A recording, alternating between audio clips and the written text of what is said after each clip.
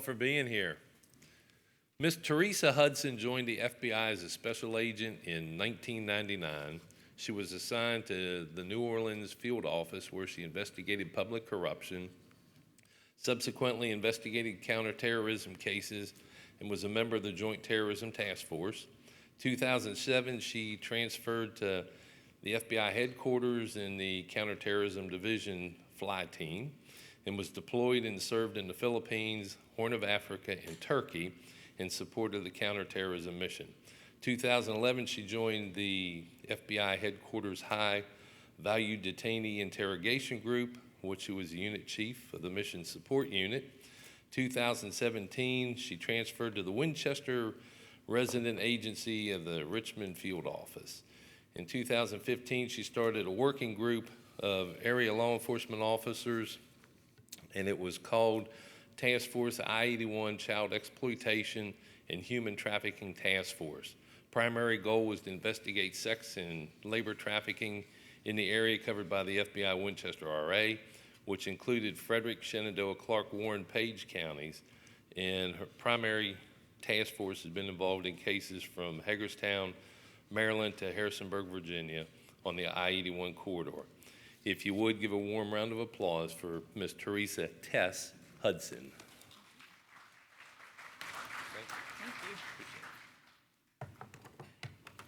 Thank you all for joining this breakout session. I looked at the agenda earlier and I saw there were some other things that going on that were interesting, so thanks for coming in here with us. I didn't really know anything about human trafficking prior to 2015. Early that year, I had just stepped down from a headquarters position back out in the field in Winchester, and I'd gone to some informational meeting that the U.S. Attorney's Office had up in Winchester, and I had this image of what I thought human trafficking was, and I was completely wrong. And so, and I think I'm probably like most people, and I would imagine many of you in here, and I could be wrong, but many probably think maybe some of the same things that I thought at that time. And so as we move through this presentation, hopefully I'll dispel some of those maybe stereotypes of what you thought human trafficking was and what it really is. I know that you all are from all over the state of Virginia, and some of the things I'll focus on will be what we've seen along the 81 corridor in the Shenandoah Valley region, and it differs in your communities potentially. I know I've done a little bit of work around Fredericksburg, and human trafficking looks a little bit different there, and I've talked to law enforcement from all over the country, and it looks a little bit different other places. So I'll point those things out to you so that you can kind of get an idea of maybe to be thinking, how does it manifest itself in my community? I feel like I'm really loud. Does anybody think I'm really loud? Before I got in the Bureau, I was a school teacher, so I can talk loud without a microphone. And well, let me just kind of give you a little bit of an outline of what I hope to accomplish today. And it's a 2-hour block, and so probably at about 5 minutes till 3, I'm going to say I'm probably going to need that break to rest my voice for a second, so we'll stretch a minute or two and then hop back into it. But I want to start out with defining what human trafficking is and what it's not. Look at what some of the indicators of sex trafficking are, because that's the form that I'm going to really focus on today. A look at who the traffickers are, who the victims are, what the exploitation process is. Talk about trauma and responding to a traumatized victim, and then how to investigate human trafficking. And just really that's going to involve, because you may not even be familiar with some of the Virginia's human trafficking laws that are on the books now, and I'll kind of touch on those just so familiarity with those. And then some tools that you may not be aware of. I've talked to a number of different law enforcement agencies over the last couple of years, and have shared some of the tools that they're available for free, and they've been amazed, and they're actually things that they can use not just in human trafficking, but in runaway, missing kids, or adults even, that sort of thing. So anyway, we'll go ahead and get started, and then I'm going to leave time at the end for questions, so if anybody, or if you just have to know something right away, please, I don't mind that either.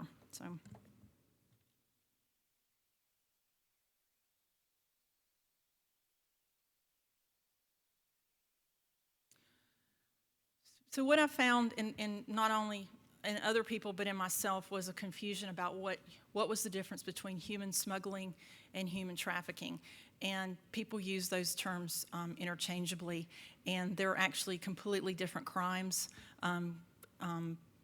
just totally different ideas.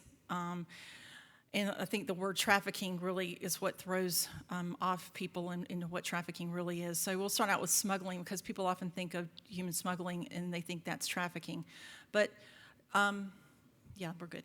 So human smuggling is typically a consensual act, okay? So it is, somebody is in another country, we'll say somebody is coming from Nicaragua, and they want to come to the U.S., and they get themselves smuggled across the border, across the Mexican border into the U.S., or come in a container ship, something like that. But they want to come, and for whatever reason, they don't have the ability to get a visa and come here legally, so they get themselves smuggled in. So that's a crime, not against that person or against a person, but it's a crime against our country. It's a crime against our country, our country line, our border. And it requires movement across an international border. So it could be from Canada into the U.S. or from Mexico into the U.S. or some other way that's not an actual land transport, but by air or sea. There's a fee for service. So these folks actually pay somebody to take them across the border. Remember, they want to come across the border, and it's not free, and so they pay someone to bring them across the border. And typically, that relationship with the smuggler ends once they get across the border. So they've agreed, I want to go to the U.S., I want to get to Midland, Texas, and I'm going to pay you $12,000, and this is, you're going to get me there. And so I get to Midland, Texas, and our relationship ends. Now, sometimes that doesn't happen, and I'll touch on that in a few minutes, but typically, if it's pure smuggling, the relationship ends once they arrive at their destination. Trafficking, on the other hand, is not consensual. The person who's being trafficked is not consenting. That's not what they want to do. That's not a life that they want to live. It's a crime against that person versus the country. No movement is required, which is one of the things that really confuses people. They think, well, you have to cross a country line, or at the very least, you've got to cross a state line. You don't even have to leave your house to be trafficked. It is possible to be trafficked and not leave your house. So now I'll explain a little bit about that in a while. But so no movement is required. It doesn't require payment. So if I'm the trafficking victim, I'm not paying my trafficker to traffic me. So no money is required on my behalf to that trafficker. And then the relationship with the trafficker is ongoing. So it doesn't end after I get to a certain spot. It keeps going. And I have here that the relationship with the smuggler is ongoing. Sometimes people who are smuggled in, they think that relationship is, they're going to get to Midland, Texas, and by golly, they're going to go and, see their family, and they're going to get a job doing whatever their plan was, they're going to go ahead forward with that. And their smuggler actually may have some other ideas, and he may not let them leave. He may possibly sell them to someone, so they may end up being trafficked in some way. So that's a real risk for those people who are being smuggled, that they may end up in a trafficking situation. But it's a very, very different, smuggling and trafficking. That'll drive me crazy if it lays whited there, so sorry. So what is trafficking? Really, it's just modern-day slavery. Bottom line, it involves exploiting a person by using force, fraud, or coercion, and I'm going to talk about those elements of the crime here shortly. But it's for forced labor, commercial sex, or sometimes it can be both. And the victims can be men, women, boys, and girls. So anybody can be a trafficking victim. Forced labor could be people that are in that doesn't mean that they're here illegally either, but like the agricultural workers who are here, they've come with a proper visa to work. There are those visas that are distributed for agricultural work for a period of time. They could be trafficked. It could be in the massage parlors, those women may be labor trafficked. That's an example of what could be both. They could be labor trafficking victims as well as sex trafficking victims. It might be hotel staff who are the cleaning staff in large hotels or even small hotels, but the larger ones, think about, the hotel itself may not be hiring their cleaning service. They may contract with a company, and that company may be the trafficker in this situation. So those are just a couple of examples of forced labor. And then commercial sex is exactly what it sounds like. It's, it's basically prostitution, but there's a difference. There's three people involved in when it's, when it's a trafficking situation. You've got the girl or the boy or the victim, I should say, the victim and the trafficker and the client or the customer. So there are people who are prostitutes, pure and simple. They work for themselves. They can get away if they want to. And so that's always this misconception we have to overcome is what is prostitution, what is human trafficking. And so, but commercial sex is one of the things, and then, of course, both. And then, again, I said the victims can be anybody. We don't discriminate in who the victims are going to be. And so, again, this is the real technical version, but sex trafficking is a commercial sex act, is induced by force, fraud, coercion, and in which the person induced to perform such an act has not attained the age of 18. So if it's an adult, we need one of these elements, force, fraud, or coercion, in order to make a sex trafficking charge. However, for commercial sex trafficking. However, if the person is a minor, you don't have to prove force, fraud, or coercion because, we know that a minor can't consent to be prostituted, basically. There's no such thing as a child prostitute. And then they're recruited, and these are kind of important terms which we'll see later when we talk about the laws. Recruited, harboring, transportation, provision, or obtaining a person for labor or services through use of force, fraud, or coercion for the purpose of subjection to involuntary servitude, peonage, debt, bondage, or slavery. Again, think about these terms: recruiting, harboring, transportation, provision, or obtaining a person for services. We'll think about that in terms of sex trafficking a little bit later when we look at the Virginia laws. Okay, so force really is what you think it is. It's physical. It can be physically restrained, being locked someplace. I had a victim who was supposedly locked in a basement, and when she wasn't working, and so she actually was physically restrained. It can be beatings, violence, rape. Those are the things that are used to break down that victim's self-esteem, their person, their resistance, so that they end up becoming compliant. And we'll talk about kind of that whole process in a little while when we talk about trauma and how a victim, it really is like Stockholm Syndrome, and I'll talk about that a little bit. But it's the physical part. And now traffickers are not always violent. There's not always that physicality. I mean, think about this person as your merchandise, and you have to be really careful with your merchandise because if your merchandise is broken and doesn't work, if it's too badly damaged, you can't use that. It's worth nothing to you. So that's when coercion is most effective. It may be for instance, if you have a group of women, a group of girls, it's called a stable. And so there may be one person in that stable who's the one who gets the beating. And, there's always that fear, well, if I don't step out of line, then I could be the one who gets it next. So the fear of what could happen physically. And let me just pause and say, I'm going to focus on commercial sex trafficking, primarily of adults. The same things are applied to minors being trafficked as well. And I'll kind of briefly touch on labor trafficking, but not a whole lot. And then also, men and women, boys and girls can all be sex trafficked. So please don't think that just because it's not it's a man that, or a boy, their person's not been sex trafficked. But I'm just gonna, for the ease of for me primarily, I'm just gonna say she, I'm just gonna refer to it as women who are being trafficked, okay? So, but just think it's interchangeable. So, so now in terms of coercion, so there's that threat of some sort of harm that may come to them if they don't cooperate, if they step out of line.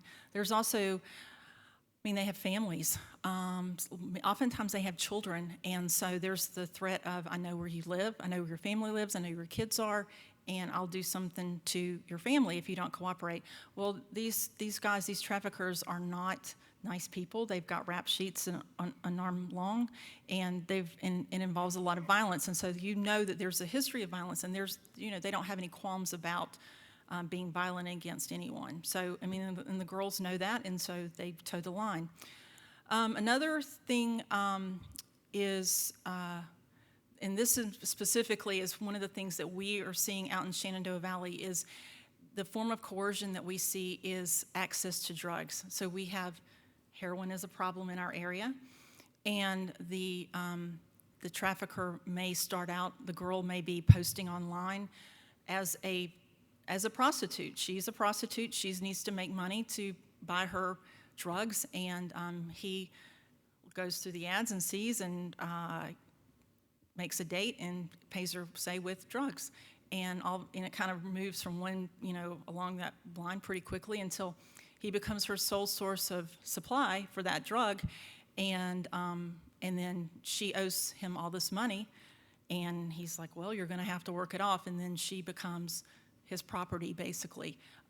He charges her to transport her, to provide her housing for her drugs. She pays more probably for her drugs than she would if she went to another dealer, but he owns her, and you can't get through that. You really don't know that person. You can walk away, but there's, and I'll talk about the mentality of that why they can't walk away. But anyway, it's that coercion of, I'm going to cut your drug supply off, and especially if you think about heroin and being dope sick. Some people would rather die than be dope sick. They'll do anything before they're dope sick, and so it's an incredible tool to control somebody. So again, think of that as coercion. And then fraud is, more often I think is probably seen with labor trafficking. The person comes to the U.S. and they've come here legally thinking they were going to work as a nanny or some other sort of job like that, and they get here and it's not what they thought they were going to be doing. And so it might be some sort of labor activity, or it could be they were sex trafficked. Modeling, and another one that kind of ropes especially young people in, is the promise of a modeling career or being in music videos or some sort of music, something involving music, and they think, okay, I'm going to get involved in this, and they just don't have the, they're not adults, they're young people. They don't have life experience to tell them when they're being hoodwinked. And, although think about how many adults we know who get involved in, giving money for those scams that, and they just keep, well, I think if I pay one more time, I'm probably going to get this big payout. And they're adults, and you think, surely you must know. But, think about if you're a young person, a teenager, or even an older teen, or a young adult, young 20-some-odd-year-old, you really don't have the life experience, and you're hopeful that, hey, maybe he said I was really pretty and I could be a model, and you want to believe that, or they do. So, okay, so for those of you who are picture people, some people are word people, some people are picture people, kind of put it up this way. So human trafficking is our big umbrella, and under that we have sex trafficking and labor trafficking, and under sex trafficking you can have adult sex trafficking or minor sex trafficking, and sometimes the trafficker will turn out girls that are, minors and adults. Some of the women that I've encountered, they may be like 19, 20, but they were started when they were 16 years old. We were at an operation up in Hagerstown last year, I think, and a girl that we encountered, she had just turned 8. She was 18 for maybe 2 weeks, if that long. And it's like, we just missed a minor, but so we had to, eventually she left. And I'll talk about her some more, because some things about her kind of apply to that, some traits that we see in young people who are trafficked. Okay, and I've already mentioned this, under 18, you don't have to prove force, fraud, or coercion. And again, no movement is necessary. Okay, so what are some indicators? And let me just say that sometimes there's going to be overlap in some of the things I may repeat. It's kind of hard to tease out and stay really pure and simple to one topic because it does bleed over so much. But individuals involved in trading sex for money, food, shelter, drugs, that maybe think about, well, we'll just leave it there for a second. If you see minors who are with adult males that you feel pretty confident that they're not related to, it could be a red flag. Minors, multiple minors with a single adult male. There are women who are traffickers, but most often we see men who are trafficking. But if they've got minors, or they may have not just minors, but it may be multiple girls with them, because there's usually a couple with them. People with bruises, black eyes, signs of abuse, they may show fear or anxiety. They don't want to answer questions. They're going to defer to somebody else, that man who's with them. And again, these are just red flags, not necessarily a sign of, absolutely trafficking, but something to think about. They may have a cell phone, meaning we think, oh, they must not have a cell phone. Well, they've got to communicate. They're going to have a cell phone, and it's their work phone. And so they've got to be Johnny on the spot, paying attention to their cell phone, because if their traffickers drop them off someplace and they're supposed to be working, he's going to be on them. Okay, you done? You got another customer coming. You need to get ready. So that's how he's going to communicate with them.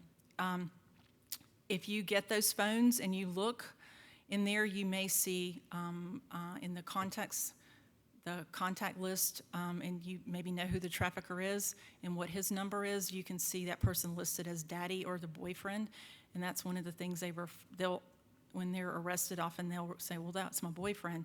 And and that's, to some degree, that's what they think is their boyfriend, but they'll refer to him as boyfriend or daddy. Some other words that you might hear bannered around, if you really pay attention, again, daddy, wifey, the life, the game, that's prostitution, escorting, in-call, out-call, and the track. And then, if you're searching for in purses or in luggage, you might find lots of condoms, lubricant, lingerie, multiple cell phones, and just kind of what you might not find in somebody else's purse or their suitcase if they were truly traveling, or a woman who was just came to a conference. That I think those are not things in my purse right now, except maybe a cell phone. Well, I do have 2 cell phones, but okay. So those are just some really, really general indicators. Some other things that you might see is that they don't have control of their driver's license or their ID card or their documents. So whether it be a person who's being labor trafficked, often the trafficker takes their passport. And if you're from another country and you don't have your passport, you're done for. You can't really do anything without your passport. So, but again, think about if you have a driver's license or you've got a state ID and somebody takes that away from you, what do? You can't fly without an ID. There's so many things you can't do unless you have an ID to show it. So you're kind of stuck again without that ID. No control over their own money, and I'll talk about that a bit more, or no money at all. All that's in that purse may be just those condoms, lubricant, and some lingerie. Dress in provocative attire, expensive clothes. Especially things that are, and I may say this a little bit later, but things that are maybe not appropriate for the weather, or you see somebody that you're like, golly, how is that teenager able to afford that Gucci purse and those shoes and the hair and the nails and stuff? That may be a clue. The name of their trafficker or some sort of symbol tattooed or branded on their body. I'll show you some pictures of that, but I know several women I've encountered that they have their trafficker's name tattooed down their leg or on some part of their body. Minors are going to lie about their age and what their real name is. Runaways are frequently become victims of trafficking. If you're finding young people living in hotels alone or with this unknown man or on the street tracks, truck stops, strip clubs, they're probably being trafficked. Having minors, if you do some sort of stop and you encounter minors and they've got hotel keys, sometimes more than one hotel key for more than one hotel, that's a sign that you need to look at.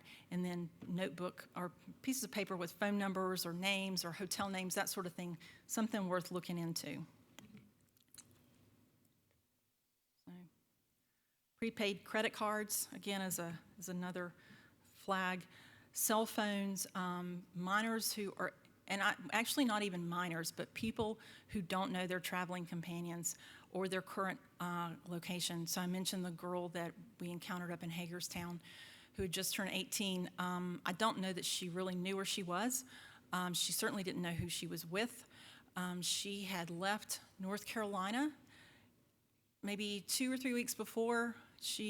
I'm not even sure. She may have met these people online. I don't remember that.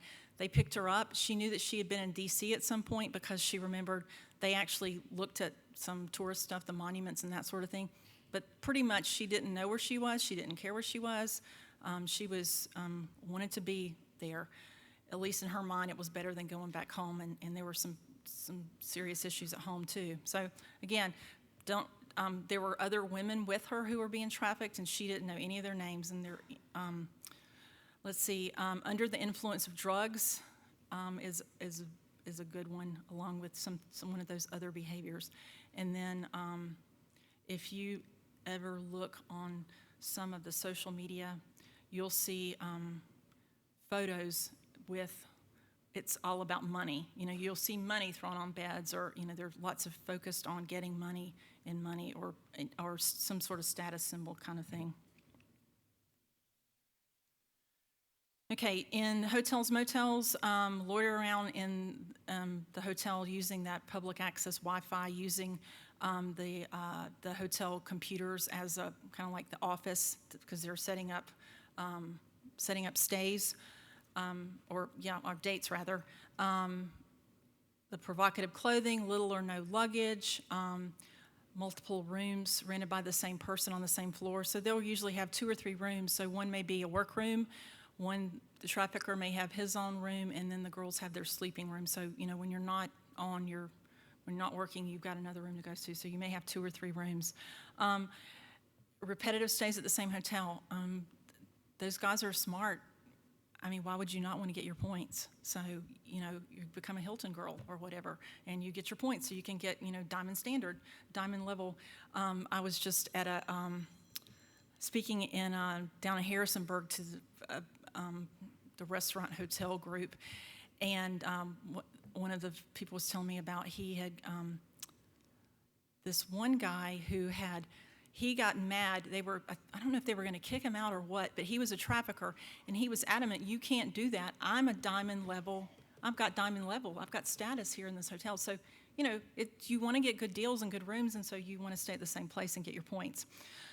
Okay, unexpected amount of foot traffic, so a lot of traffic in and out of hotel rooms. A lot of times they'll ask to stay, or they'll want rooms that are close to the stairwell or, on lower floors, so that especially if it's one where you can be on the first floor and it's easy access to a door, so you don't have a lot of traffic coming in and out of the lobby that may raise suspicion of the front desk staff. Refusing housekeeping services, so there'll be the do not disturb sign on the door for long periods of time, piles of towels outside and requests for more towels. So that's another sign.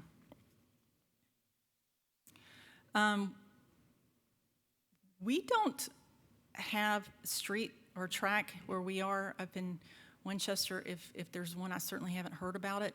So that's kind of diminished. I know somewhere in Maryland, I think Cumberland, Maryland, I think they actually still do have a track there. But in other parts of the country, there is the track where women walk the streets. But the internet makes it so much easier. You can make dates. You can kind of call out what's going on. You're not so exposed to law enforcement than if you're out on the street. So this is kind of diminished. But again, that could be. I don't know. Does anybody know if you have a track in your area? Nope. nobody either knows or wants to admit to it, okay? Or it's not there. So, okay, so some other places that trafficking can occur: casinos, bars, and strip clubs, residential brothels, truck stops and rest areas, migrant camps, transportation venues like bus stops, taxi and car services, medical facilities, schools, juvenile detention, CPS services, residential treatment facilities, and shopping malls. So these are some places that people are recruited. So, I mean, some of these places are pretty obvious, but you think schools? Surely not. But they, it may be a guy who has graduated from a particular high school. He comes back, everybody knew him. He comes back and is recruiting kids from his school, and teachers don't necessarily think anything about it because, well, he went to school here. He's just coming to say hello to teachers or that sort of thing. So you have to wonder, why is this person who's already graduated from high school, why are they back here again? Juvenile detention centers and CPS services are in these, well, I'll focus on those two. Who better, and when I talk in a few minutes, I'm going to talk about who the victims are specifically, but who are people who are so vulnerable? It's these people who are in juvenile detention centers or in some sort of residential facility, foster homes, depending on where you are. I mean, the traffickers may know where all these facilities are, or if they've got to check in at a center, they leave. This is the population they want to pull from, and so they know where to find these people. Residential treatment facilities, again, you're going to have potentially drug-addicted people, and those are going to be people who are vulnerable that you can prey on.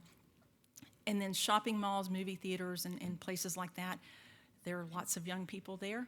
I've not heard this woman's story myself, but it was relayed to me.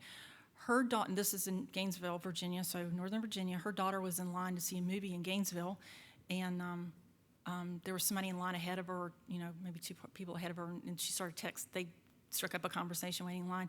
They started texting, so he had her number, and it rocks on for a little bit, and he ends up trafficking her. So, it's just, who would have thought right there in Gainesville, Virginia at the movie theater that something like that could happen? But again, it's places where young people are, where they congregate, and, a person who's very good at spotting people's weaknesses, it's a good place to observe people and their behavior and find that, the weak link or that lamb that's on the outside that, the wolf can get to because it's not close up with all the other ones being protected. Okay, so who's the trafficker? Well, typically it's someone between 25 and 30.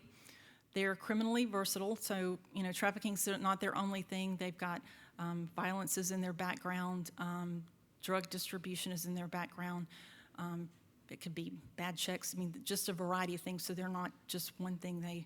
They've tried a lot of different things. Early onset of criminal behavior, so they're not novices who just started in their mid-20s, but they've been at this for, if you were able to look at their juvenile records, you would probably see they've got a history of this. History of alcohol or substance abuse, no permanent residence. They don't need a permanent residence. They live in hotels. They just go from place to place. They may have a couple of places that they call home, and they may go back. It might be mama's house or something like that. They have it as a touchstone to, for whatever reason, driver's license ID or whatever. But they don't have a place that's their own because they're living in hotels. And history of probation or parole violations, and they collaborate with other offenders. And just thinking back of cases that I've worked, can't think of any trafficker that I've encountered that those weren't. Almost every one of those were characteristics of those guys. This is, to me, is really some of the scarier parts of it is their personality. They are very manipulative when they talk, when they interact with other people. Because you think about some of the girls, some of the women, you think, how could you fall for that? But they're very charming and charismatic, and they know just the right things to say, and they can be very manipulative. I've listened to jail calls and talked to their family members, and I'm gobsmacked every time. they have a grandiose sense of their self-worth. Again, I've heard the same thing, and they think the world revolves around them, and they are fantastic. They're focused on possessing items, cars, houses, jewelry. Cars is a really big one. That one's easy because if you're in this mobile lifestyle versus a house, although they do own houses, but again, cars are a real easy status symbol to obtain. History of violence, no remorse at all. Don't see anything that they've done as being wrong. They have thrill seeking, and they don't accept responsibility for their behavior. So again, listening to jail calls over the years, it's most of them that would fit these characters I've listened to. So just to this is a guy who, I think this was a Richmond case, Calvin Good Game Winbush. I just want you to see him. Every year there's, it's called the, oh gosh, I'm going to screw this up now. There's a pimp ball they have every year, and it's different places all over the country. And all the pimps from, all over the country will show up and go to this ball, and they have these chalices, and they decorate their chalices, and there's like a competition for who has the most, uniquely decorated chalice. But this is just, it's 2 minutes long, and it's, it's not professionally made, so I'm just going to show you a brief minute of this. So just going to get a feel for, this is sort of the attitude.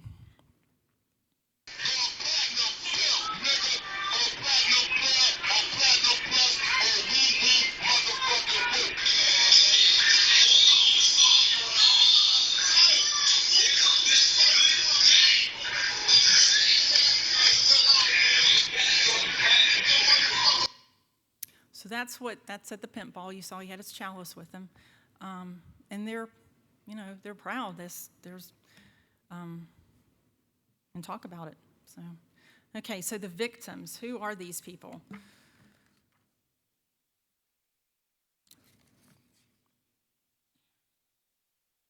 This is probably one of the places where we run into a problem is, is this person a victim or is she a suspect? And at some point, you have to make that decision. And I'll just read this little excerpt.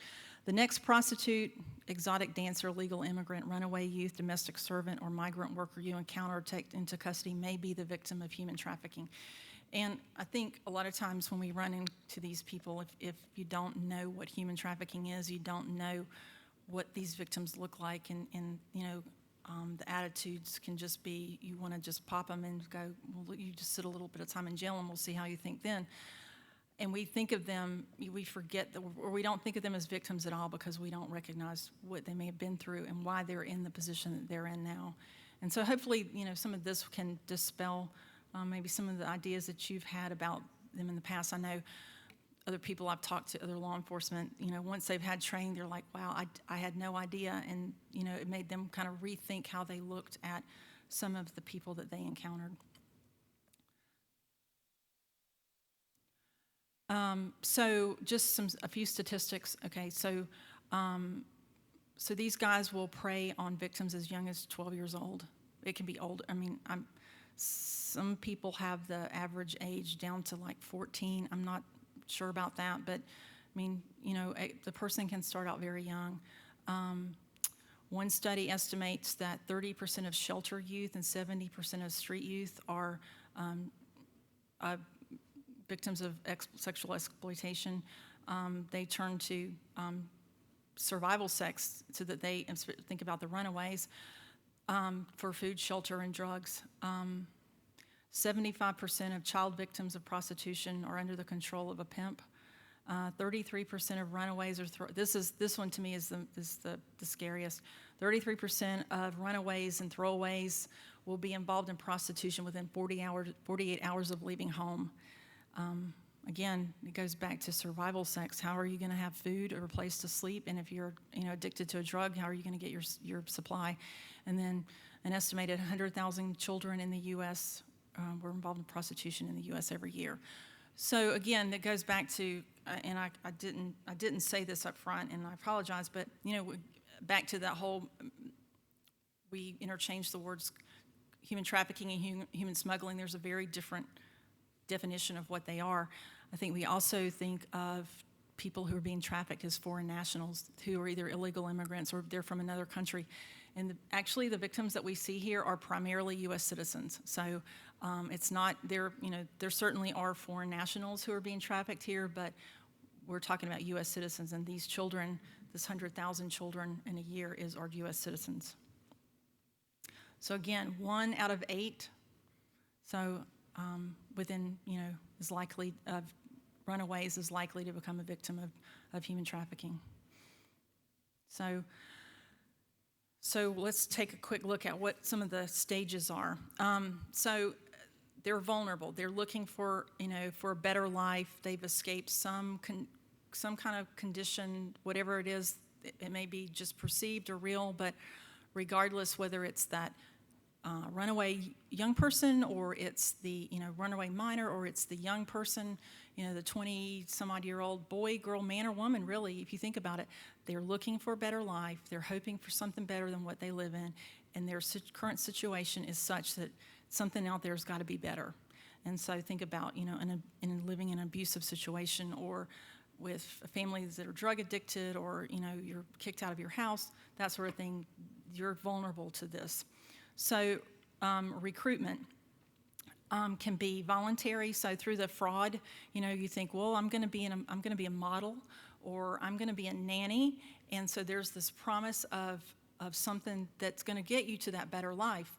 Or it could be through forced coercion, whether it be physical violence or whether it be that something a lot more subtle in coercion, and then they exploit the trafficker exploits that victim, whether it be physical or psychological, and I'll talk about those things a bit and in a bit. And then finally, there's, at that point they're involved, and then the final resolution is either they're rescued or they have the ability to escape, or else they die in the life. So anyone can be a target. It doesn't matter what their race, socioeconomic status, whether their parents are involved, they come from a single family, background, or both parents involved. It doesn't matter. Some things make certain people more vulnerable, but regardless, anybody can be targeted. But again, the traffickers do look for those people who are marginalized, who are kind of living on the edges of society, those people who are the most vulnerable, whether it's children, men, or women. Some of the high-risk victims are, again, chronic runaways, the homeless, kids with a history of childhood sexual abuse or sexual assault, which is going to be really, really an important one. Families where there's substance abuse in the home, or else that young person already has some severe substance abuse issues, and then kids that are within that child welfare system. So I mentioned that about, the traffickers, they will prey, they understand the whole group home, foster home situation, and oftentimes where those are located, and will target those young people. I read an article this morning, and actually came out earlier, I think March of this year, in the Baltimore Sun, that I wanted to read this. It said, the most frequent targets are runaways and homeless girls, especially if supervised by social service agencies. So again, that's something as recent, as in earlier this year, people are recognizing that those are our most vulnerable targeted people. Again, that strong correlation between sexually exploited youths and child sexual abuse, chronic maltreatment and neglect, and otherwise unstable home environments. I'm not sure that I've encountered a single woman who was a trafficking victim who didn't have a history of sexual abuse in her background. I don't think there's one. I could probably tell them their story, at least a rough framework of their story, before they ever tell me their story, because this is kind of what they see. I mean, you think about if you've been, as a child, a young person, you were sexually abused by somebody and it happened routinely, something that's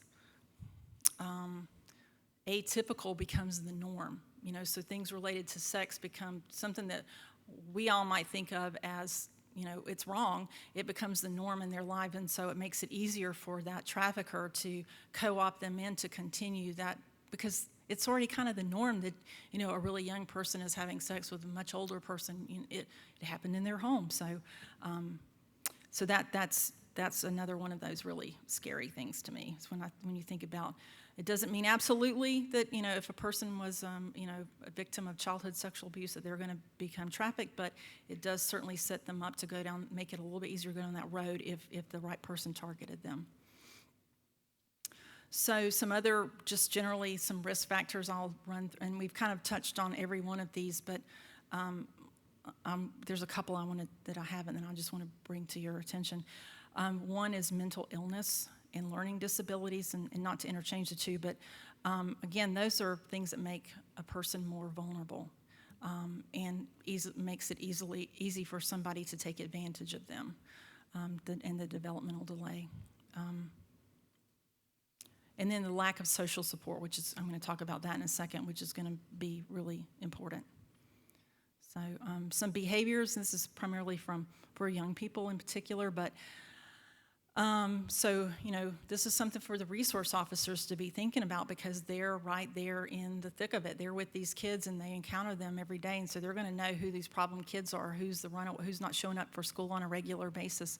So inability to attend school on a regular basis or unexplained absences, frequently running away from home, references made to frequent travel to other cities, bruises or other signs of physical trauma, lack of control over their personal schedule, hunger, malnourishment, or inappropriate dress, signs of drug addiction, and coached or rehearsed responses to questions.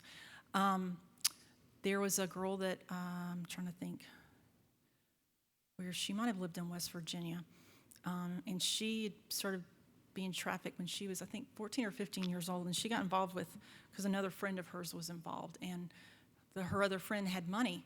And so she's like, well, how do I get money? And so her friend, they get involved with this guy. And she went to school, but like on Fridays, they would pack up and go to Fairfax, to Alexandria for the weekend, and work out of hotels there. So, there's this frequent travel to other cities. And I mean, for them, it was always the same area, but there's a circuit too that they often are up and down the 81 corridor. It's what we see where we are. Again, for young people, sudden change in attire, behavior, relationships, uncharacteristic promiscuity, this boyfriend or girlfriend that appears older, attempts to conceal scars or tattoos or bruises, a change in their attention to how they look or what their personal hygiene is, again with the tattoos, hyperarousal or symptoms of anger, panic, phobia. Again, think about if you've encountered somebody who's traumatized, think about a rape victim and how they're going to have these same kind of symptoms of this hyperarousal with these, these emotions, anger, panic, phobia, irritability, that sort of thing. And then, hypoarousal, again, just daydreaming. So kind of escapism from what it is that they're experiencing. They just check out. So here's an example of some tattoos that some women have who have been trafficked. Again, the one at the top left, that's her trafficker's initials, and he's the king. And then here's the other one, and she makes big money for her trafficker. One of the things when they do get out of the life, there are some places that will offer assistance for them to have tattoos removed, so that otherwise they're stuck with this stigma, like literally tattooed on their body for the rest of their life, and to make that transition back into the real world again, they'll have the tattoos removed. So situations that lead to trafficking can vary. It can be a romantic situation. Again, it may start out with, say, a girl meets a guy, and he dotes on her, pays lots of attention to her. Maybe she's that one who's vulnerable because nobody's really ever paid attention to her before, and things aren't great at home, and so he buys her stuff.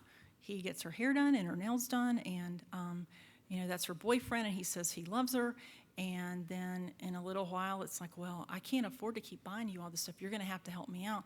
Well, that's, there's a relationship in her mind there, and the right thing to do is you help your, you're going to help him out. And so, well, if you just do this, have sex with these my friends, and that'll help me. And it eventually just rocks on until it turns into there's no relationship there, but by then they're in too deep. We've talked about the lure of false jobs. As sad as it is, some people, when I mentioned earlier, you may not have to even leave your home to be trafficked. You may be sold for sex by your parents or family members, and then it can lead from just a few days and to weeks to years. So I've heard examples of different ones. So I think this, to me, kind of really sort of sums up one of the things that makes people easy targets. Remember the words that I told you, some of those words at the beginning, and there's daddy, boyfriend, wifey. Other women in the stable may be called wifey-in-law, but remember, these are people that are targeted who come from some sort of dysfunctional family often. And so there's this promise of a family. So the traffickers are already using these familial terms, daddy, wifey, this is my sister, and that they kind of do in a really sick way think of themselves as family. So there's this promise of a family. Think about the runaway or the homeless person who's got no place to be, no place to live, and it's like, well, you can come stay with me. I've got a spare bedroom, and the person's like, well, thank God I've got a place to put a roof over my head tonight. So there's this promise of a home. Again, no money, and well, I know how you can make a lot of money. And we had a girl who one was recruiting another one. They were both worked for different traffickers in jail, but they were both in jail. One was trying to recruit the other one, and so the recruiting girl was trying to tell this other one. We intercepted, or actually we didn't intercept it. The one girl gave it to us. My sister's in Florida with my daddy, and they're making big buck. So there's this promise of an income, and then again, some of these people are marginalized. They're living like they're not accepted. They're almost social outcasts. Think about the gay, lesbian, transgendered youth. That group. I mean, those people may really be living on the edges, and they want to be accepted. And so this is an opportunity for them to find acceptance. Or it could be that girl who's kind of like the outcast that nobody really likes at school, that kind of sits there and watches, at the other table, and all the popular kids are at this table.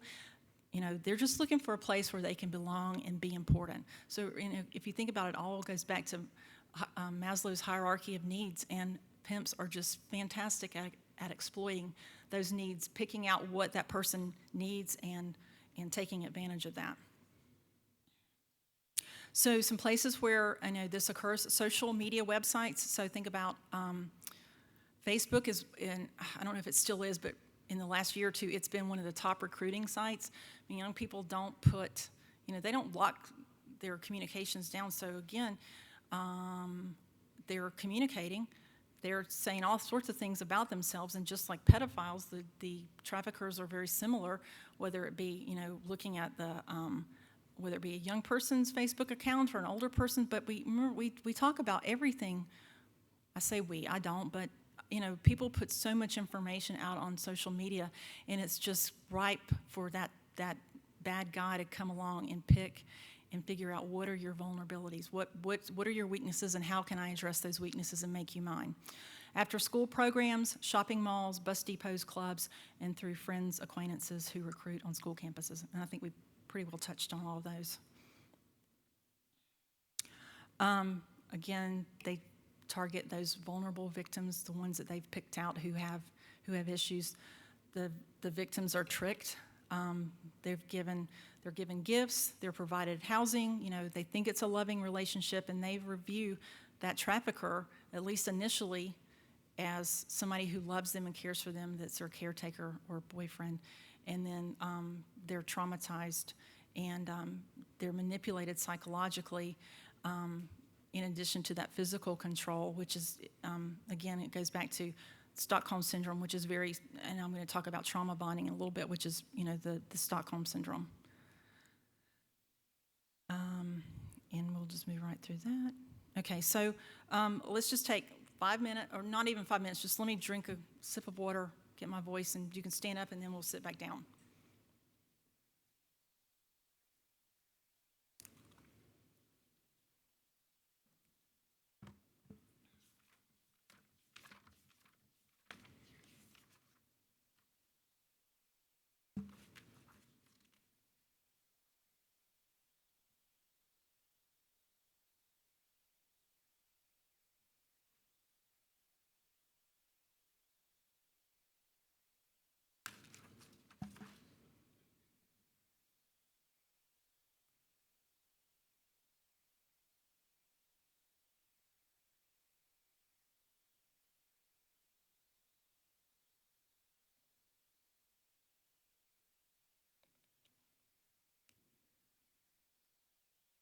Don't wander off too far.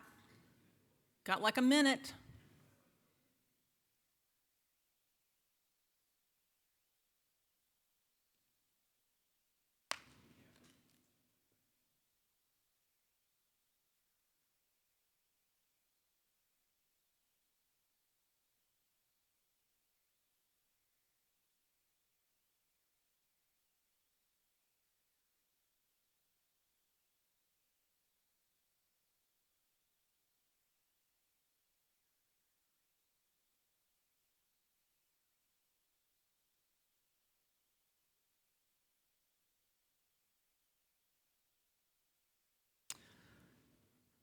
Okay, I'm ready.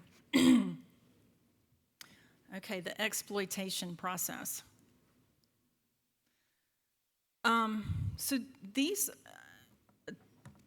are some of the tactics that the trafficker uses to, like, get the person off their game, to get them on unstable platform, if you will, where they can't, it keeps them off balance. And if you can't stay on balance, then it's hard to, it's hard to think straight. And so these are some of the things that they do. They give them a different ID. If it's a young person, it may be an adult ID, or if it's somebody who's under 21, something that's going to make them older. I'm going to talk about rules of the game in just a second. I'm going to read some of those things to you. Keeping them on the move. So, some of the women we've encountered, and I mentioned it earlier, they may not know what city they're even in. They're traveling from one place to the next. So you can't really put down roots. You can't make friends. You don't know what city you're in. How do you know who to even ask for help?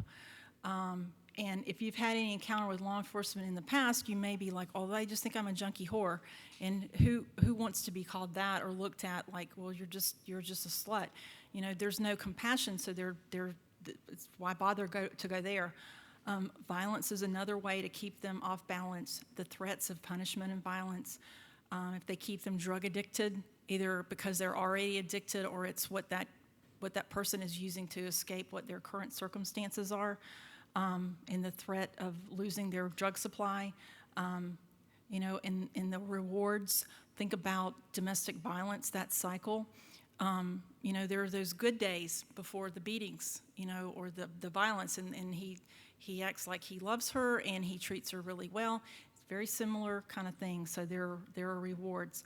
I mean, for instance, it might be a man, the trafficker, and he's got more than one woman who's with him, and everybody wants to be that special one. So if I'm the special one, I'm the one that's sleeping in his bed, that's a reward, because he's going to treat me, I'm kind of elevated above all the other women, and which is another way that he keeps them off their game, because he builds this rival amongst them so that they're not friends. They can't trust each other because they're always vying for his attention, or so that they get some sort of reward or not be treated in a violent way.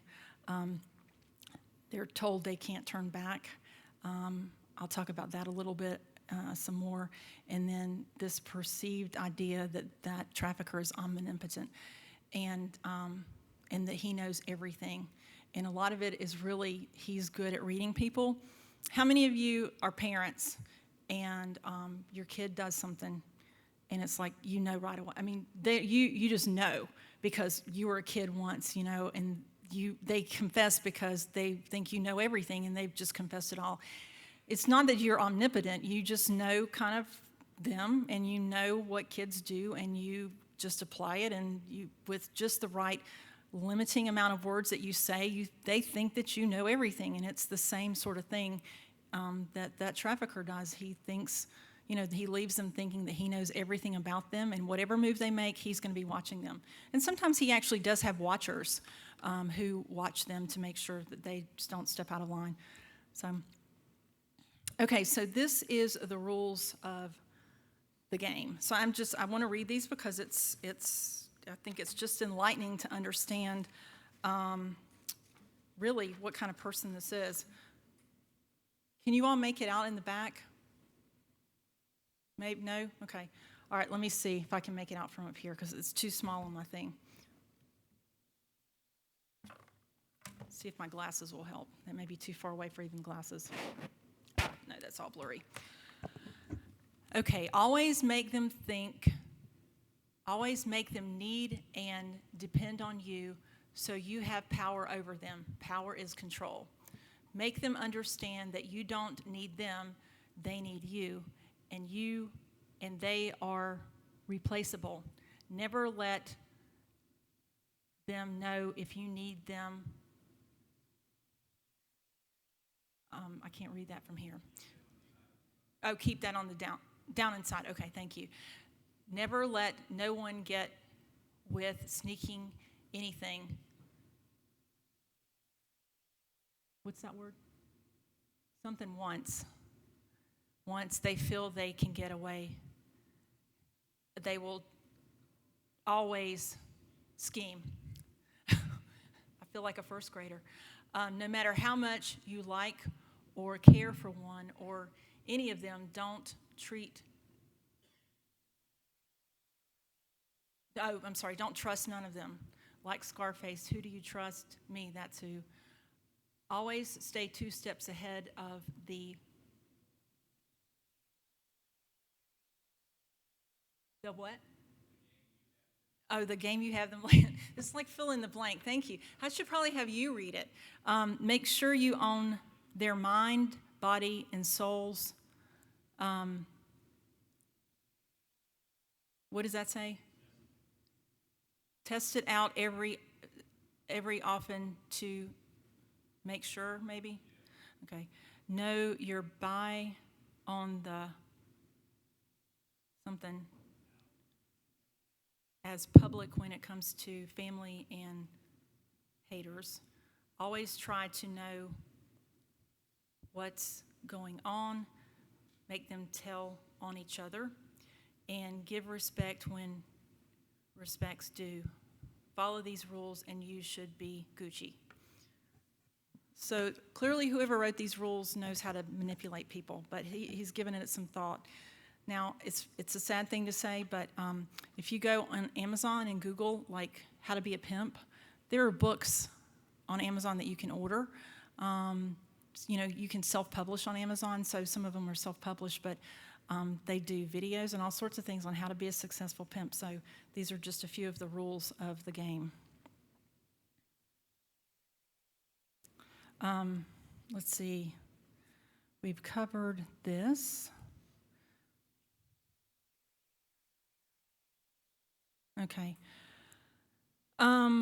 So how many of you ever looked at when we used to have back pages? How many of you ever looked at ads on back pages, or you are familiar with it? Back pages is gone now, but there are lots of other websites out there that have replaced it. And if you don't know, Backpage was kind of like Craigslist, and you could advertise, and there was the erotic section where you could advertise. But so these were some of the, as part of this process, this was, the marketing tools, if you will. And, we still see these. I'll talk about a tool that you all can access, or your people in your department can access. So I can still read these ads all the time that are posted on all sorts of different erotic websites. And so this is how they advertise for some young, 18, new to town, 2-for-1 special. Money is usually cash or prepaid credit card. Some of these things now, the websites you have to, which has made it hard for law enforcement, you actually have to pay money, like you have to use a credit card to be able to access the site. And of course, once you've accessed it under whatever your username or profile is, and an arrest happens, well, the word's going to be out, and you're shut down out of that. You got to start the process all over again, and it gets to be expensive. If it's $20 a pop every time you try and join this website. Technology has truly changed how this looks. Again, with the internet, everything is different. One of the names that I did not mention earlier among all of the words that I used is the girl that's called the bottom, or the bottom bitch. And that is usually, it sounds counterintuitive because you think the bottom's got to be the lower person on the rung, on the totem pole, but she's actually the highest person. She's probably been with him the longest. She's going to be the most trusted person. And so she's referred to as the bottom. And she will often supervise the others when they go on, it's called autopilot. He can drop them, or he can have a driver take them to where they need to be. He can be a totally other city. He's in Atlanta, they're in Charlotte, and you've got the bottoms there with him, and she supervises, she collects the money. She reports any infractions, if somebody tries to hide a little money or anything like that, doesn't want to work, she reports it, and then she can be the one who actually enforces and exacts the punishment on whomever. And keeps, if he's in Atlanta and she and the other girls are in Charlotte, think about, well, this is what you're dealing with as law enforcement in Charlotte. You got these. You don't have him, and so he keeps himself arm's length from law enforcement by having the bottom out there as his front. I think we've kind of talked about some of this, so I'll run through these. So some methods of control are physical and sexual abuse, threats against their victim or their family, isolation, destroying their documents, their driver's license or whatever kind of travel documents they have. For people who, in particular, who are in debt or debt bondage or being labor trafficked, they have a debt to somebody that they're trying to work off. And, they're never going to earn enough to get out of debt. And so they're constantly, not only their initial debt isn't paid off, but they're going to have to pay for, remember like I talked about earlier, the girls, they owed for their drugs, and then they owed for their drugs and their transportation and their housing and their clothing and their shampoo and toothpaste, so that, you can never get out from under that burden. And then, if time make the person afraid, if they leave me, I'm protecting you. I'm your protector. If you leave me, you're out there alone, and you're probably going to get arrested. And then that's psychological abuse and manipulation. So why,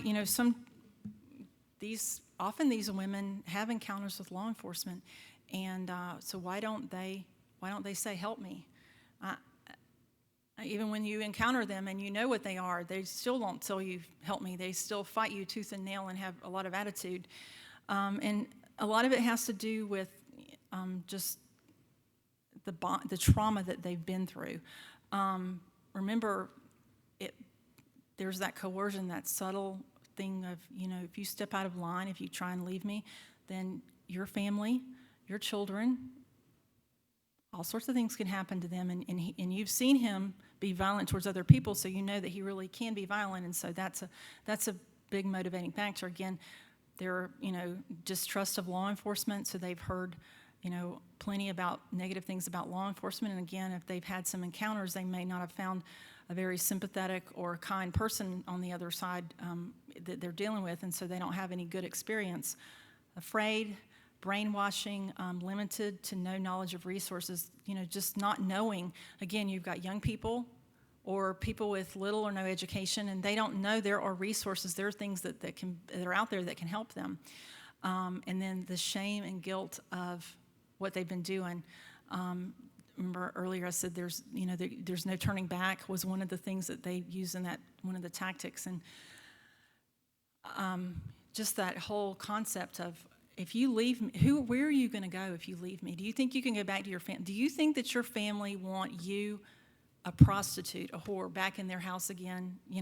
So it's like they feel like they can never overcome that. That stigma is always attached to them. And so nobody's going to love them. So I guess I'm stuck with you because you say that you love me. So, and then trauma bonding, which I said is kind of like Stockholm syndrome, and that whole idea of with domestic violence, that whole kind of cycle. But they learn. I mean, it's part of their survival. Is you have to stick with this person because they're the ones that, if you're going to survive, if you're going to make it through this, they're the ones who provide your food and your shelter, and you better align with them. So, just I'm going to kind of probably move through this quickly because it's 3:10. I want to talk about the laws and some investigative stuff, and then I want to make sure I have time for leave about 10 or 15 minutes for questions. So. Okay, so we don't control how our body and brain responds to trauma. There's either, you used to say fight or flight, but fight, flight, or freeze. So your body takes over. I mean, you've got no control over that. So we have to, as we deal with these women, again, they've been through traumatic events. They may have been raped multiple times.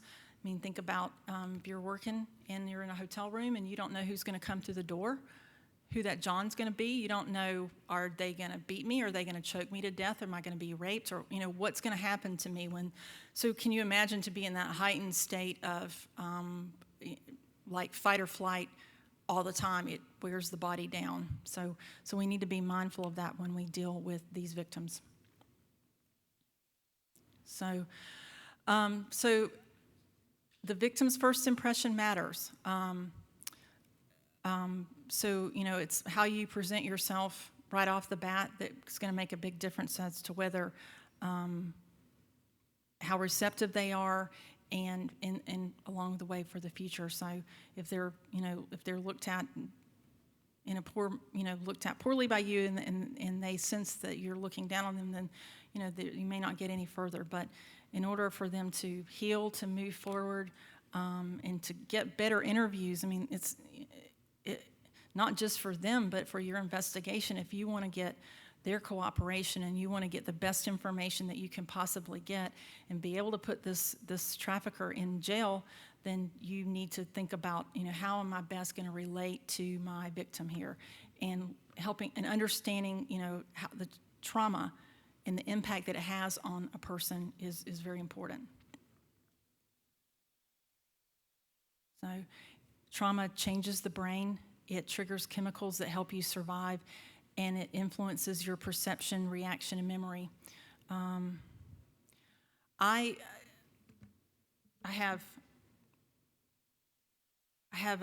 my bachelor's degree is in psychology. I have a master's degree in community health education. I have another master's degree in forensic psychology. So I've studied this stuff, and it never really clicked with me until probably about a year ago about this whole looking at how trauma affects the brain.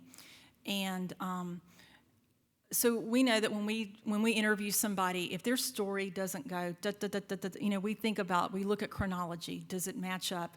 Because that can be a sign that, okay, if you can't tell the story in a straight line, or things are really, really jumbled, it's like, I might need to be a little bit suspect of whether what you tell me is credible. And I'd interviewed this girl last year, and she told me that she had been raped, and I was working her through this timeline, and this was actually the first time I'd met her, and other law enforcement had talked to her, and I was working her through this timeline, and it's like, this just is not making any sense. And I'm thinking, I'm not sure if I really believe you. I mean, some of your reaction is spot on, it's what I would expect, but then the timeline is just not working out for me. And I just didn't get that whole thing about, it's like your brain freezes, things just stop. Your brain doesn't organize anymore when you're in a threat situation, and you don't think in chronological order, and you can't regurgitate. And so, I'm thinking this girl's potentially a liar. I mean, I didn't tell her that, and I didn't treat her that way, but I'm going, okay, what's this going to do with my case? And when I stepped back and I did some research and kind of studied this, I'm like, now I understand why I was not getting a good story, a good story from her, and it takes time. And if I'd locked in on that, this is my witness statement period, and this is the one I'm locked in on, then I would have missed out, on what was more to it, and because I would have thought, well, she's a liar, and I'm going to discount everything she says. So rational thought's impaired, and memory is fragmented and stored differently. So again, you don't have that sequential memory, and it's just going to like pop, pop, pop all over. So, and these are just some of the things that happens to us when we, go through this long trauma, prolonged trauma, and think about, again, your every day you're living with, every time that door opens, who's going to be on the other side of it. It alters hormones. Those changes in our hormones can have an impact on our brain, maturation, and neurodevelopment, which is really important because we joke about this, but I don't mean that in an ugly way, but we've got this one victim who's, she's probably about 30 or 31, and on any given day that you deal with her, you're like, okay, do I have 15-year-old Susie Smith today, or am I going to be dealing with 30-year-old Susie Smith? Is it going to be the adult, or is it going to be the kid whose kind of brain never matured because of this long-term trauma that she lived in? And it's frustrating. But once you understand that, then you can make, you can adjust yourself and your expectations based on that. So this just goes into a lot of stuff about the changes that hormones have on the brain that from stress and trauma. So I'm going to move through that. If you've encountered somebody who just seems like they're just totally unplugged, they've totally dissociated, and there's this flat affect, it may be because they've been through such a traumatic event that that's their only way they can survive. That's the survival mechanism. The brain just goes, okay, I can't deal with what's going on now. I'm going to check out until later when it's a little bit safer for me to come back out again. So, and if you don't recognize that may be what happens when trauma, then you may interpret that as a uncooperative witness, but they just, again, they don't have control over how their brain is going to necessarily respond to trauma. I'm going to read these because I think they're important, and I'm not sure that my summary would do justice. So trauma bonding, and I've also said it's, like Stockholm Syndrome, is when dysfunctional attachments occur in the presence of danger, shame, or exploitation. The trauma bonds are the victim's way of increasing their chance for survival. Traffickers manipulate the existence of the trauma bond with shame and guilt, reminding victims that they are the only ones who would ever love or accept them, because who else would want a prostitute? So, you think, well, why would you continue to support this person, or say that you love them when this is how he treats you?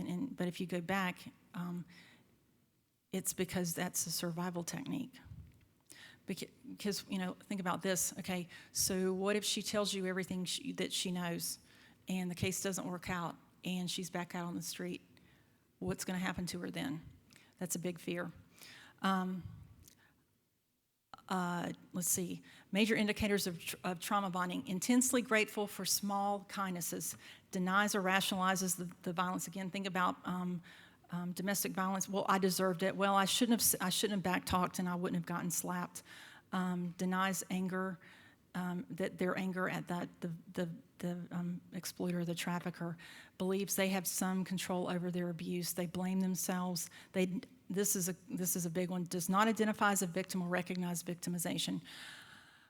They will tell you, I've interviewed, and I've interviewed more than one time, and you do, to get them to that point, you have to spend a lot of time with them.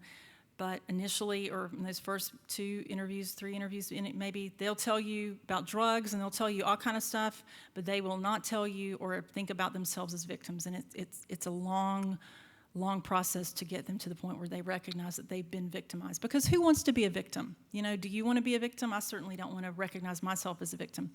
And then the ongoing symptoms of trauma and PTSD. There's a couple of studies out which I want to say 80% of the trafficking victims in this one study were diagnosed as sufferers of PTSD, with rates higher than people who had been in wars. So some of our military folks who have been in war. So that's I think is a big statement. Okay, some of the precursors: perceived threat to survive, perception of kindness, even if it's like, food, isolation, and then perceived inability to escape. And we may recognize, well, that's you could have left, but their perception is what's important. It doesn't matter what you think; it's what they think, what their perception is. And I'm not going to read this because it's really, really long.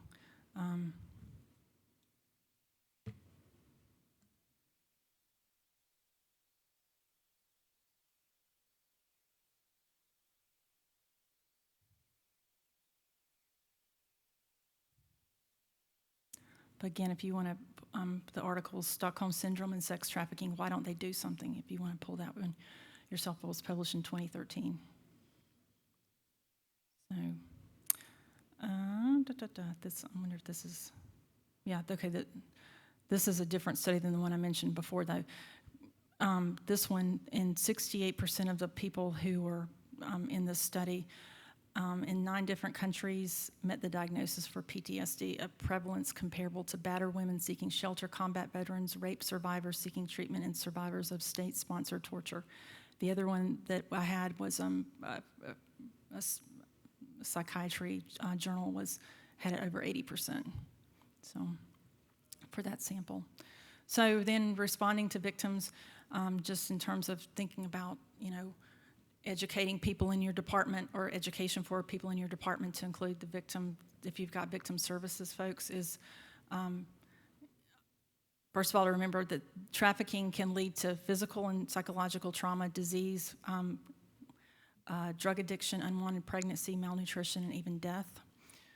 Some things that we need to be aware of when we respond to these victims is our own feelings about them and how we're going to, how we come across to them. Do we come across as being judgmental, or, there's that stigma attached to them, understanding that, about how trauma bonds can attach them to their trafficker, the inability for them to self-identify as victims, fear of what the trafficker may do when he's back out on the streets again. Depending, we may have to deal with language and cultural barriers. I talked about, if they grew up in a family where they were being sexually abused, then, for them, abuse is normal. It's a way of life. And then they're taught to distrust authority.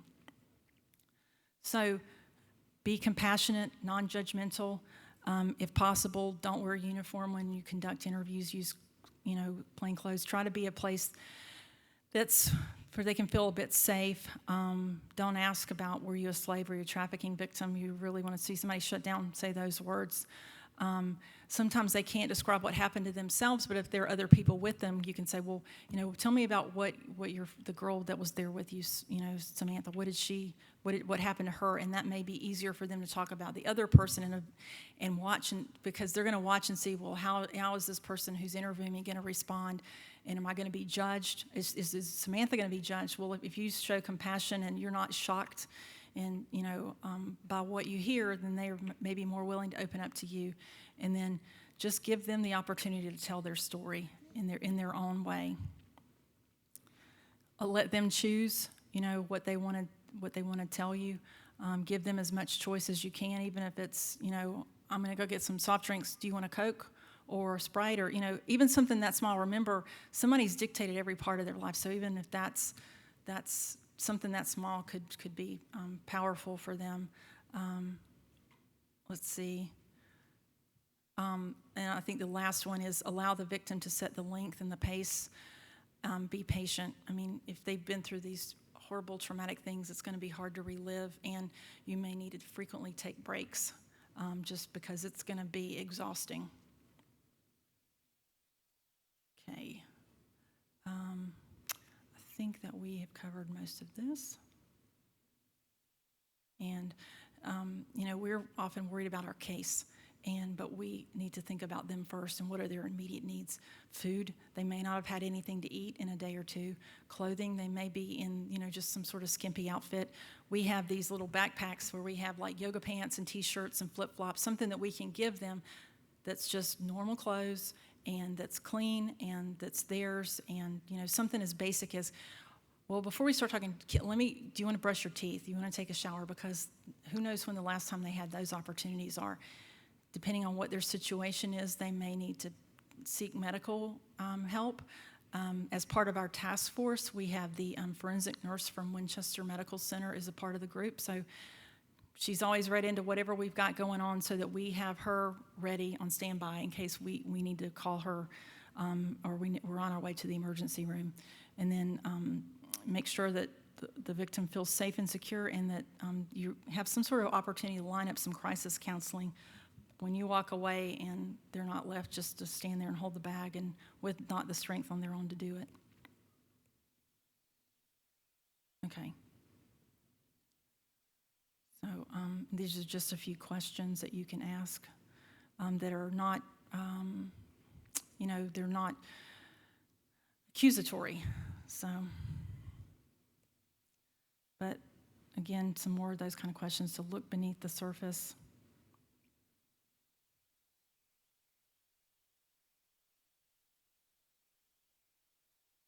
And just some other things that you may need for some of the cases.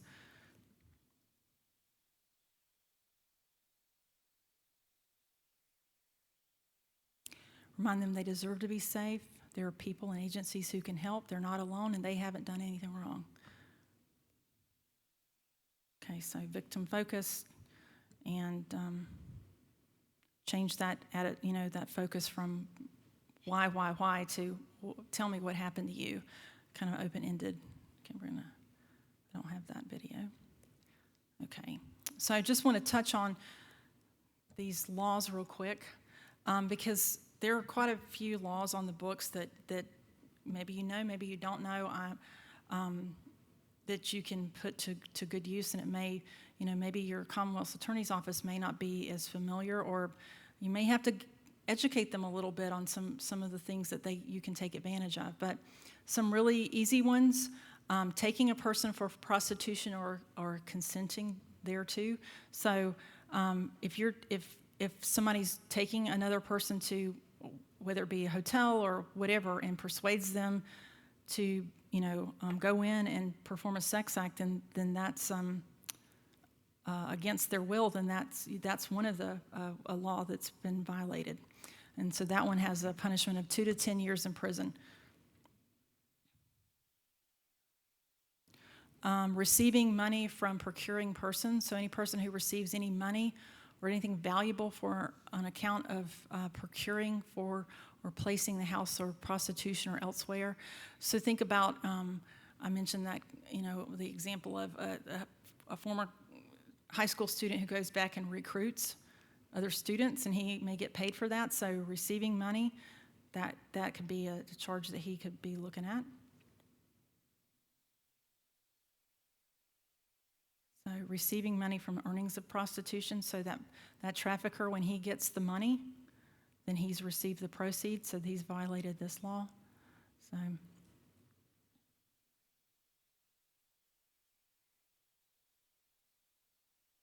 using vehicles to promote prostitution. So some traffickers will actually have drivers. And so, when we do operations, we stop the driver. We let them get away from the area where we're running the op, but those guys are looking, they've driven some money for the purpose of prostitution, and so they're also looking at some charges as well.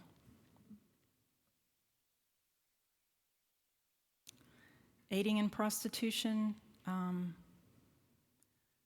makes it unlawful for any person or employee of any firm, to association, or corporation with knowledge of, blah, blah, blah. That might be maybe hotels that know what's going on, or a landlord who's renting an apartment, he knows what's going on, might be a consideration for this one. Keeping or residing in or frequenting a body place, again, it could be that hotel. Renting the room, the hotel rooms could be the operating of a body place. There was again, back to when I was speaking to that group of hotel folks, there was he must have been like one of the managers of multiple hotels in an area, and they were concerned about it, and because there were a lot of the police were having a lot of problems with this hotel, and they didn't really know what to do with it, and they went and saw the place, and they talked to the police, and they decided that they could, because the manager of the hotel knew that what was going on in the hotel, that they could charge him with keeping a bawdy place. So, and then, sometimes you actually, this goes back to one of the previous ones, but sometimes the managers, the front desk managers, they actually know what's going on. They give cut rate deals. They may give rooms in exchange for sex. So again, it's that, what was that first one? The aiding in prostitution. So you may have charges there.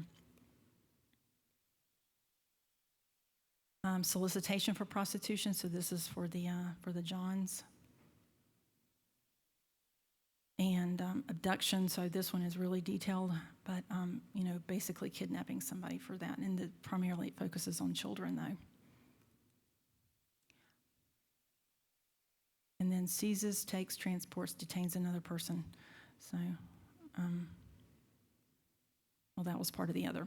So there's lots. If you just Google Virginia laws on Virginia sex trafficking laws, you can come up with those, and it's just a nice one. There's a couple of different, sites for it, and like this one that I found, it actually lays out the elements of the crime, so it makes it easy for you to figure, okay, do we have the elements of the crime here? Okay, so this is one of the things I want to share with you before I finish up. So investigating human trafficking. So some of the things that we found have been successful. Surveillance is really beneficial. Phones, if you get phones, dump those phones, and if you can have you've got some sort of analyst who can help correlate phone numbers and that sort of thing. Hotel registrations, other communications like Facebook has been a treasure trove of information off of Facebook. Interviewing Johns, and then the one I want to come back to now is Spotlight, ads off of Spotlight. This is, I mentioned that Backpage is gone, but there are lots and lots of those erotic websites out there, these dating websites that, people go on, that they advertise on, that you can procure services from.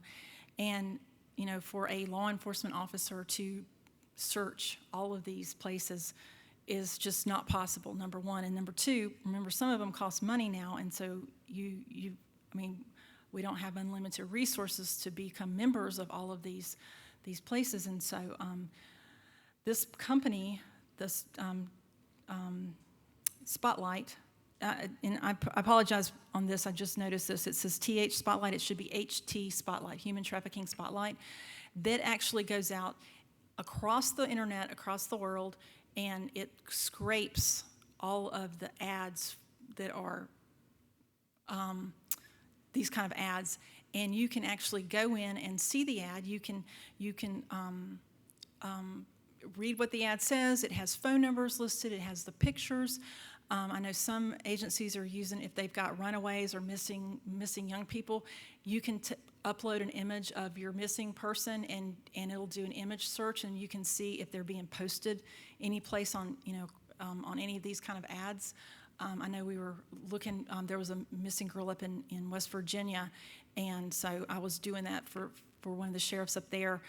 He sent me her picture, and I was running it through the system to see if we might have, she had gotten picked up and was being trafficked. So it can be used that way. The phone numbers, you can see, where they've changed phone numbers, and it connects phone numbers and that sort of thing. So it's it's free. It's a great tool. So I encourage you to sign up for it.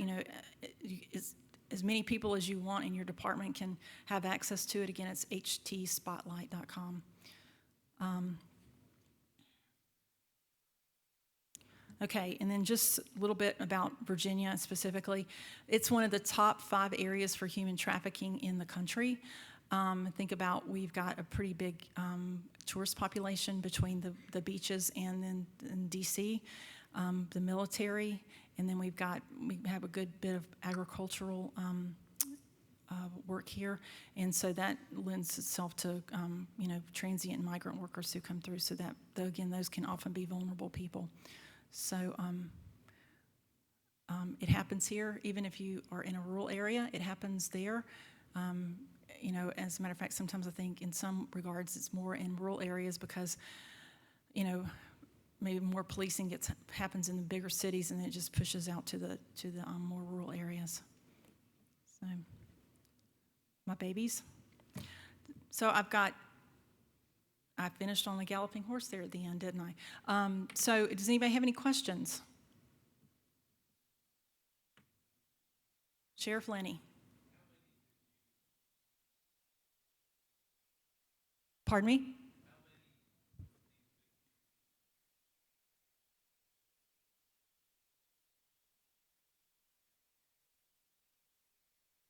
There's no loving family to go home to. I are um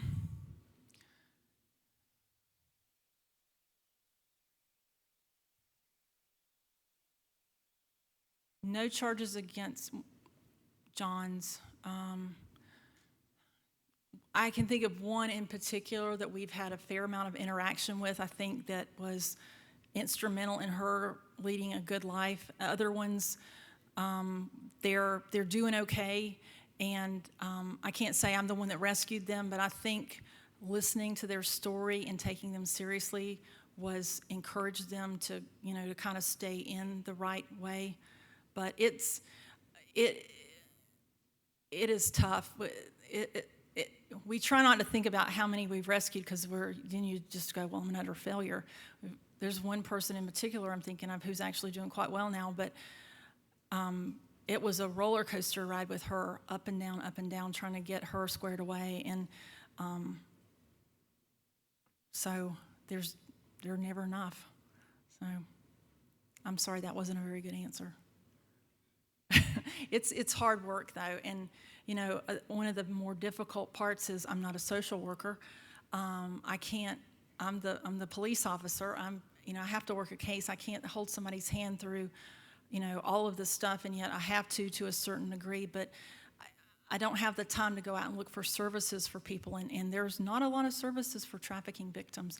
And, they'll get pushed into a drug treatment facility, which is fine because they, well, I say fine, but yes, they do have drug problems often, or they'll be put in some sort of,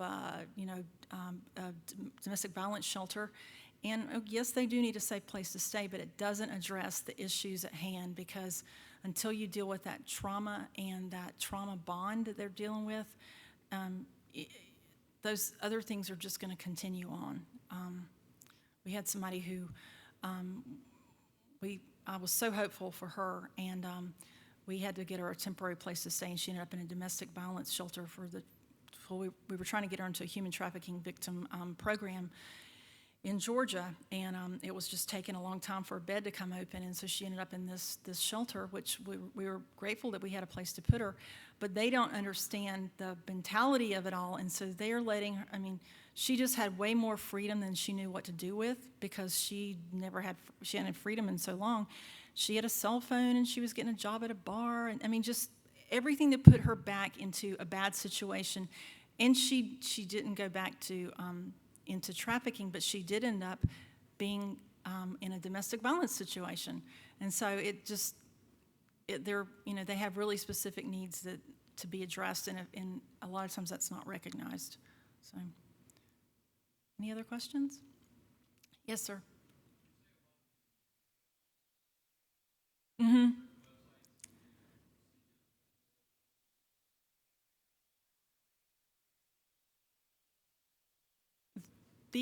Kind of all over the place, and actually it changes kind of based on regions too. I mentioned, let me talk about what your question is, and then I'll mention something else. One of the websites is Skip the Games is one that they frequently use now. Let's see, City Guides, I think, is one. Plenty of Fish is another one. There's a takeoff of Backpage called Bitches of Backpage. So we see a lot on Skip the Games though in my area. So, again, it kind of varies. If you go on to if you have access to Spotlight, then it doesn't matter. You don't have to go on Skip the Games to search for places in people that are posting in your area. Oh, and I didn't mention that with Spotlight. It gives you can search by your area, like your town or your region, and so you can really narrow it down. You can search by certain key terms. So but it just kind of varies depending on the part of the country. Which reminds me, I mentioned that, out in our area we see a lot of connection between the heroin trade and trafficking. But other places it's different. I'm kind of helping work a case in Fredericksburg, and there are drugs involved, but it's gang-based. And so I don't know, you'll have to kind of look and think, what does it look like in my area? So it just kind of varies from region to region. And, everywhere meth, heroin's not the big thing everywhere. Some places it's meth, and so is it meth driven? So, yes, ma'am. Pardon me?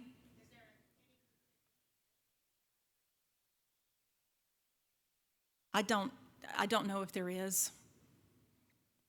Yeah, I mean, I do know that we're seeing it more in rural, it's increasing in rural areas. Not to say that it's not that it's decreasing in urban areas, but I think just the pushing out by law enforcement, because who would think it would happen out in the country? So, anybody else? Okay, well, I'm about to lose my voice, so thank you very much.